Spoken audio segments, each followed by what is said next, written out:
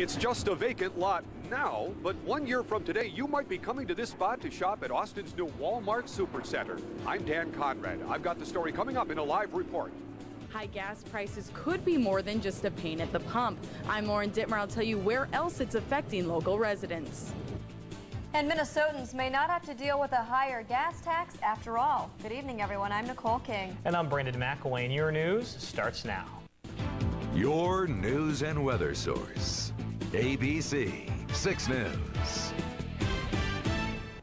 Thanks for joining us. Well, it's not much now, just some dirt and some construction equipment, but a year from now, there will be something on that lot. That's right. ABC 6 News reporter Dan Conrad joins us now live from the site of Austin's future Walmart store. Dan? Brandon and Nicole, the future took a step forward today. Yeah, there's not much here now, but as you can see behind me, work is underway on Austin's new Walmart Supercenter. If we don't have any weather delays or any unforeseen conditions, we're shooting for summer of next year. After more than 2 years of planning, work has begun at the site of Austin's 180,000 square foot Walmart Supercenter. Before construction work can start on the actual Walmart store, site preparation work is taking place. That's why, for now, crews are taking steps to protect the groundwater and the soil. Representatives of Walmart and the city of Austin sat down for the first time with the project's contractors for a pre-construction meeting to lay out the time frame for the project, starting with the land itself. There's also some soil corrections that are required to support the building. And stormwater and drainage issues. We have an engineer here to certify that the site is ready. What of those things are the responsibility of Walmart, and what is the city doing? As far as the costs associated with all the improvements, Walmart is paying for all of those costs, whether they're private or public improvements. By the end of this summer, much of the outside work will be done, and the building will be roughed in to let construction crews work inside over the winter. That's not the way Walmart usually does it. Usually it's kind of reversed in the sense that the building goes up and then site work afterwards. But even with a smaller store 20 miles down the road in Albert Lee, Walmart is confident its new store in Austin will fill a niche. And each store is sized appropriately for the community and the surrounding county. I'm sure that if they did those studies, then it's a necessary store. The Austin Walmart store is being built on a 29-acre parcel of land just off 18th Avenue Northwest, just across the street from Oak Park Mall. Zachary Pearson from Walmart said he wasn't exactly sure how many employees the store might have. He guesstimated 200 to 300. Live in Austin, Dan Conrad, ABC 6 News. Now, Dan, does Walmart have any other plans in Minnesota so far? Well, this is going to be a busy year for them, Brandon. According to Zachary Pearson, they just finished stores in Fairmont and Faribault. They're looking at probably 7 other stores in his territory, which doesn't even cover all of Minnesota. So, busy year for Walmart again. All right, thanks a lot, Dan. Hi everybody, high pressure brought us a really nice day today. Let's go to satellite imagery. There's not a cloud to be found around southern Minnesota and North Iowa. We have to go all the way up to the U.S.-Canadian border to find any sort of cloudiness. That high pressure is solidly in control, and that will mean a mostly clear sky for tonight. Let's get a look at temperatures outside. They were very pleasant this afternoon with winds not too bad today either. 70 right now in Dodge Center and Owatonna, 66 for Albert Lee, Austin at 64, and Rochester reporting 68 with mid-60s across north central Iowa. Let's go to your first forecast for tonight. Here it is. Looks like mostly sunny this evening, mostly clear overnight. A little bit chilly, but not as cold as last night. We'll start our day with 49 degrees, and tomorrow looks like lots of sunshine. We have some changes in the weekend forecast, which we'll be back in just a few minutes to tell you all about. Okay, thanks, Fred. Well, authorities have now recovered 3 bodies from the Mississippi River near the dam at Dresbach. Today, authorities identified a 3rd body pulled from the Mississippi River as Amanda Zong, the daughter of 34-year-old Seher. Searchers are still looking for Amanda's brother, Josh. The bodies of Seher and her fiancé, 34-year-old Chakong Yang, were recovered earlier. The 4 family members were boating on Saturday when their boat capsized at Lock and Dam number 7 near Dresbach. Gas prices aren't the only place people are seeing higher prices. Essentials like eggs, milk, and bread are also becoming more expensive. In fact, the price of milk is up 30% in California. So we sent ABC 6 News reporter Lauren Dittmer to the grocery store to find out how local people are coping. Tomatoes, milk, bananas. Chances are you've noticed you're paying more at the store. And you are. Food prices are up close to 4%, and local shoppers are taking note. I have noticed that prices are a little bit higher in the produce section. This time of year it seems like typically produce will be a little more reasonable, but it's definitely higher. Especially things that are shipped in, you can see that the prices are going up. And that's in small time. When you get to catering, you're buying large quantities of stuff. But if you need it, you need it. Kathy Lawrence has her own catering business and says she's noticed the price of food going up at the store, an observation not shared by some grocery store workers. Right now we don't notice this much differences in prices, but if the gas price is not going to back down, then we might see some changes in prices. But Kelly Penrose says she's already seen an increase in the aisles. Somewhat. I mean, I'm a bargain shopper, so I kind of go for the cheapest ones, but I have noticed some of that goes up too, but the gas is the worst one. With gas prices on the rise, some local shoppers are having to cut back at more places than just the pump. I just go get what I need, and I don't get the extra things anymore because I can't afford to. It depends on what they really need. I think that they're buying more things that they really need. Now local folks are left waiting for relief at the pump and the store. Lauren Dittmer, ABC 6 News. Now, relief may not come quick because the culprit, they say, is corn. Corn is used in so many of the foods we buy in the billions of gallons of gas that we use each year. It's that growing demand that's hitting you in the wallet. In your Capital Countdown 2007, Minnesotans can breathe a little easier when heading to the pumps. Democrats say they don't have enough votes to override a vetoed transportation bill that would have tacked on a 5-cent gas tax. Democratic spokesperson Joel Johnson says at least 2 Republicans will not support an override. The tax was intended to provide funding for MnDOT. Johnson says it's unclear if there will be a compromise on the transportation bill before the session ends. With just a few days left in this year's session, Governor Tim Pawlenty's approval rating is down slightly from 2 months ago. Our exclusive polling partner, Survey USA, shows 53% of Minnesotans approve of Governor Tim Pawlenty. Now that's down 3%. 44% disapprove and 3% said they're not sure. 2 people were killed today after their minivan slammed into the back of a school bus in Hugo, which is just near the Twin Cities. Now, the accident happened around 3 o'clock this afternoon. Both people in the minivan were killed. The driver of the school bus was taken to the hospital, and authorities say not one of the 11 students on board that bus were seriously injured. The Bush administration released a statement this morning threatening to veto a $640 billion defense spending bill. The bill has provisions for a pay raise and increased benefits by $40 for soldiers' surviving spouses. President Bush calls the raises unnecessary. Congressman Tim Walz has 2 amendments in the bill, one for tuition reimbursement and another to develop better medical records. Walz says one problem with the current tuition assistance is that it's distributed on a first-come, first-served basis. So our soldiers who are coming back in Minnesota in the late fall trying to pick up in trying to get back to school are going to be too late to get any money. Walz says the current benefits aren't enough and the current tuition system is too confusing. Minnesota Senator Norm Coleman is joining the call for Attorney General Roberto Gonzalez's resignation. Coleman claims the former U.S. Attorney for Minnesota, Tom Heffelfinger, was also on the list of prosecutors to be considered for dismissal. Coleman also cites this week's testimony that Gonzalez tried to get his predecessor, John Ashcroft, to approve Bush's eavesdropping program while Ashcroft was in intensive care. Coleman says he has lost confidence in Gonzalez, and it's time for new leadership at the Justice Department. Meanwhile, Senator Amy Klobuchar is calling for an investigation into the removal of the former Minnesota attorney. Minnesota's minority population is growing, reflecting national numbers that show the country's minority population has now topped 100 million. From 2000 to 2006, the 2 populations showing the largest increase in Minnesota were Hispanic and African Americans. Hispanic numbers went up 37%. The African American population grew 28%. Close to home, Austin has the largest percentage of minorities at 10%, followed by Albert Lee and Rochester. The trend is visible in this kindergarten classroom at Woodson Kindergarten Center in Austin. About 1/3 or 37% of this year's kindergarten class are minorities. That's 4% more than last year. And at Woodson, that poses challenges in communication. Especially if they have a language diversity as well, we're sometimes not able to know what their needs are. Is it because they're not understanding us and the directions that we're asking of them? Do they not have the ability to perform the skill we're asking them? Nationally, the number of Hispanic school-age kids surged 21%, while the non-Hispanic white school-age population dropped 4%. The Austin man accused of adding dog feces to his parking payment will pay for his crime. 22-year-old Josh Solberg has been charged with misdemeanor disorderly conduct for putting dog feces inside an envelope along with his parking ticket.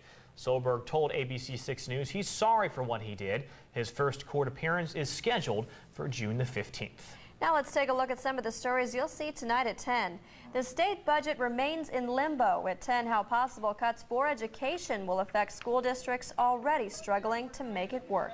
Plus, a wildfire forced them out of their homes, but today they were allowed to return, at least for a while.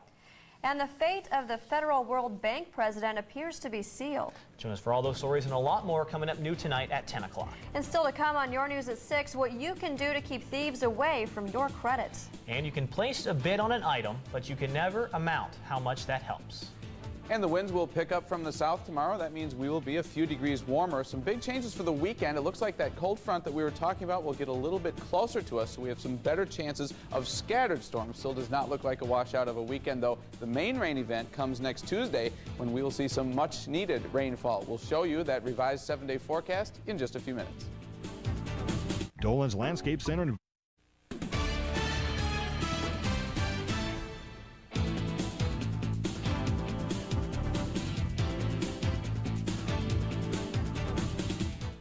Welcome back. You can help make a $4 million project reality tonight. The Ironwood Springs Kristen Ranch in Stewartville is holding an auction right now to benefit the Riverview Lodge. The project has been in the works for 7 years. Now, since construction began in 2000, more than 800 volunteers have helped build the conference and retreat center that is completely wheelchair accessible. The goal is to have the lodge open by Labor Day. And in March, we reached a huge milestone of 25,000 volunteer hours of labor, which is an absolute amazing thing. Now, you've still got some time if you want to go down there and show your support. A live auction begins at 7 o'clock. Vehicles and furniture are just some of the items that you can bid on. The Ironwood Springs Christian Ranch is located on Country Road 6. Now, at last check, we were supposed to be getting a little warmer every day from here on out. Generally, that's true. However, with one big exception now, the cold front that we were watching for Sunday, it looked like it was going to stay well to our north. It now looks like it's going to plow right through our area on Sunday, and that's really going to shave several degrees off of the temperatures. You always change things on us. Well, the weather changes. It's not You got to keep up to date. The weather changes. That's why I'm here. We're going to start with weather video, and this was shot today in Austin. We're calling this Quack, and we have, I'm told, a combination of ducks and geese here on the weather video, and it looks like all the waterfowl enjoying the terrific day. They like high pressure too, you know. Sunshine, light winds, and great day for the whole family there. Ducks and geese today in Austin. Quack. Here's Albert Lee, where it's a really nice evening. Winds are light, temperatures are agreeable, and it looks like a great night there by the lake with very, very nice conditions around the entire area, actually. Let's go and look then at temperatures. How are we doing outside? 68 for Rochester, 64 for Austin, 64 Charles City. The warm spot is both Dodge Center and Owatonna at 70 degrees, 66 for Albert Lee and Mason City. And Decorah checking in with 64 with Preston right now at 63 degrees. Here's satellite and radar. High pressure clearly in control of our weather. Look at this. Again, we have to go almost up to Canada to find any clouds. So it looks like a mostly sunny evening if you want to get outside tonight, and mostly clear overnight as well. Going ahead to the next 24 hours, not a lot of drastic changes. However, the high will continue to move off to the east, and that will really pick up that southerly wind. So tomorrow will be a lot more breezy than what we saw today, but that southerly wind will bring in warm air, and we will be several degrees higher than what we saw today temperature-wise, still with those mostly sunny skies. So a really nice end to the work week, I think, and we'll show you that weekend forecast momentarily. First, though, your first one forecast for tonight, mostly clear skies and your lows in the 40s. Last night, many of us were in the 30s for lows, so we will be a little bit warmer here for for tonight, with a south wind at 10 miles per hour, helping us to stay just a little bit warmer. 44 your low tonight in Rochester, 44 for Spring Valley, and it looks like about 68 tomorrow in Cresco under mostly sunny skies, 68 for Preston. Then it just gets warmer as we move off to the west. Now, it will be borderline breezy here in the east, around Rochester, around Adams, around Riceville, but as we look to the west around Interstate 35, the winds will pick up even more, probably around 15 to 20 miles per hour in that area. So hold on to your hats tomorrow if you're outside. Looks like a nice day, though, overall coming up for tomorrow. Now, for Saturday, a cold front will approach with a chance of showers and thunderstorms. They will be scattered, not widespread. For Sunday, that front will plow through and really shave several degrees off of our temperatures. Our computer forecast models show that about 60 is as warm as we are likely to go now on Sunday with scattered showers. Again, not a washout of a weekend, though. Monday, we rebound quickly with a warm front, and then the main rain event, the big system, comes through on Tuesday with that much-needed rainfall, and you can still pick up your weather radio. They're available at Hy-Vee stores. They're made by Midland. That is the company. It's a great company. They put out a great product. I encourage you to at least consider getting one. Okay. If not buying one. There you go. That would be good. Yeah. Thanks, Fred. Well, as summer heats up, it might be time to cool down your risk of identity theft. KBC's Betsy Stark tells us how you can place ID bandits on ice as they try to cash in on your credit. If you're worried about identity thieves using your personal information to open new accounts, a credit freeze just might be the solution to ease your fears. When you request a freeze on your credit file, your report cannot be seen by any third party, effectively making it impossible to open new credit accounts. Consumer Reports says that thanks to recent changes in local laws, people in 28 states can put a freeze on their reports. To get a credit freeze, you might have to spend up to $20, and removing it from your accounts can cost another $20. To start the process, you need to send a certified letter to each of the 3 major credit reporting agencies. That letter should have your full legal name, all your home addresses for the past 2 years, social security number, and date of birth. You'll also need to include a copy of a state-issued ID, a recent utility bill, and a copy of the police report if you've been the victim of identity theft in the past. The agencies will then process your request. With the ABC News Money Minute, I'm Betsy Stark in New York. Coming up in sports, the Twins look to avoid the sweep in Cleveland. And some of the best in off-road driving pour into Owatonna. Dave's got it all coming up next in sports. And it's the season finale on Grey's Anatomy tonight at 8 o'clock, then Lost right before you're back here at 10 o'clock.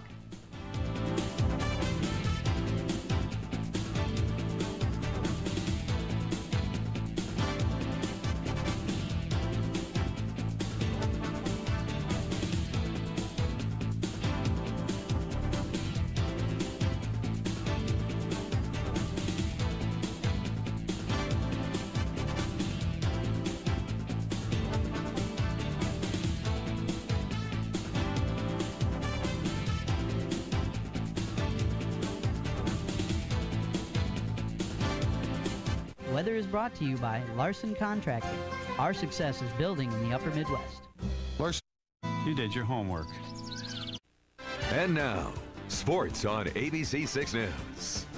They're going off-roading in O-Town. Welcome back, everyone. The World Series of Off-Road Racing, or the WSORR, picks Owatonna as their inaugural spot to begin the season. It's going on this weekend. It's the first year for the series. Beginning tomorrow, the country's best in off-road racing will take over the Steele County Fairgrounds. On Saturday, 10 classes will compete on the short course for a purse of $100,000. These high-performance trucks are built for the dirt and will provide some solid family entertainment.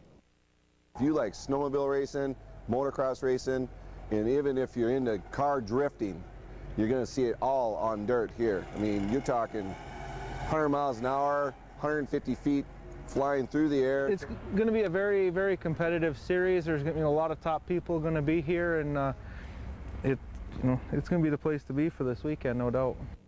Once again, 10 classes, 3 of which are professional off-road drivers. Tomorrow's practice open to the public. More fun comes again on Saturday. Gates open up at 8 a.m. Opening ceremonies with a special tribute to the troops. It all begins at 11:05. Johan Santana and the Twins in Cleveland wrapping up their 3-game set. The lefty looking to get his team back on track. They could use a win and avoid the sweep. Pretty pitching throughout most of this one. Santana gets Grady Sizemore swinging twice in this one. Johan with 11 Ks, 7 innings pitched. Countering, Fausto Carmona whips one past Torrey Hunter, bottom 7. Still scoreless late in this one. Victor Martinez takes advantage of a slip-up by Santana. He goes deep. His 5th home run of the year. I don't know if that was sign language for sweep, but they would do it. 2-0, bottom 9. Carmona trying to go the distance with a runner on. Gets Torrey Hunter to ground out. Complete game shutout. They win 2-0. Closer to home, postseason underway in high school softball. Todd Park in Austin, a buzz. The 1A West subsection taken over. 3rd-seeded BP, Blooming Prairie, taking on 6th-seeded Goodhue. 7th-seeded Southland facing off against the 2-seed in Lyle Pacelli. Both games still underway at this moment. 2 tight ones out there. We'll recap them both coming up tonight at 10 o'clock. So postseason already underway for at least one spring sport. Got kind of fun. Looking good. All right, guys. Thanks, man. Now let's take a live look outside in Austin. Really nice picture. And Fred has a recap of your forecast coming up.